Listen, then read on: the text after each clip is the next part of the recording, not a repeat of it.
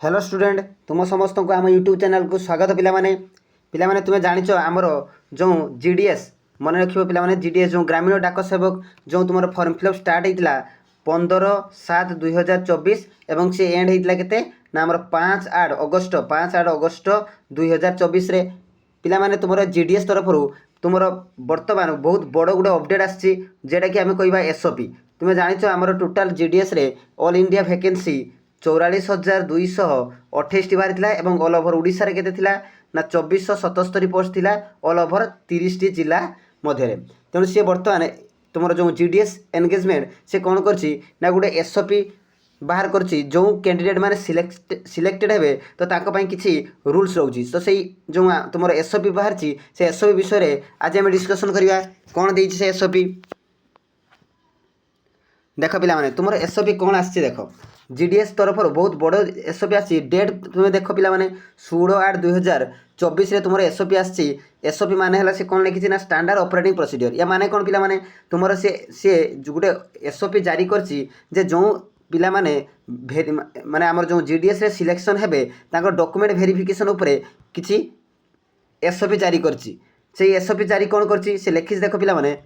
जे जो कैंडिडेट माने द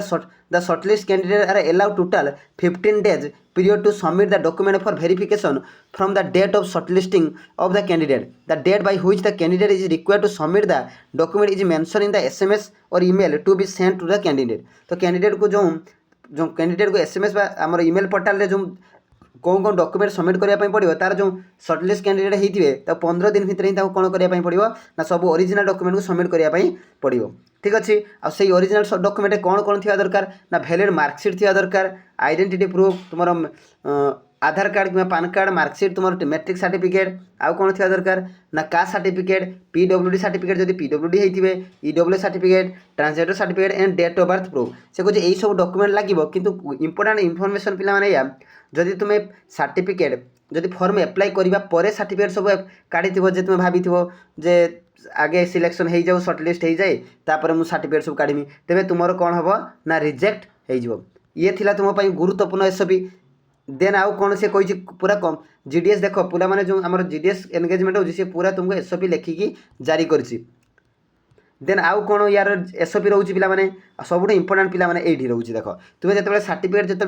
माने आम फॉर्म एप्लाई कल जब एप्लिकेशन जमी लिखाई कात्यन श्री दे लिखाई कात्यन तापर श्री एम स्पेस देकी तापर सुशील गुप्ता सुशील लिखि गुप्ता नथिबो अमित अग्रवाल छाड़ी डबल जी थी जी नथिबो तो ये जदि भी ना तुम मेंशन बापा ना माँ ना कि निज नाम जदि मेंशन ये थाए ताहने मध्य तुम्हें कौन हो ना रिजेक्ट हो तो ये थिला तुम जो एसओपी आसी जीडीएस तरफ आ सब इंपोर्टेंट कथा तुम जीडीएस रिजल्ट पिलाने GDS result within 2 to 3 days भितर ही तुम डिक्लेयर हो कहीं ना सेंट्रल आम जीडीएस रिजल्ट उपर गुरुत्वपूर्ण जो एसओपी है जे सी आम एप्लिकेशन एप्लाई ठीक 15 days भितर ही तुम रिजल्ट को सी डिक्लेयर करती तेणु पिलाने ये थिला तुम गुरुत्वपूर्ण अपडेट और इनफॉरमेशन जदि निश्चित भाव तुमको भल लगे तेज निश्चित भाव शेयर करो लाइक करो और सब्सक्राइब करो धन्यवाद।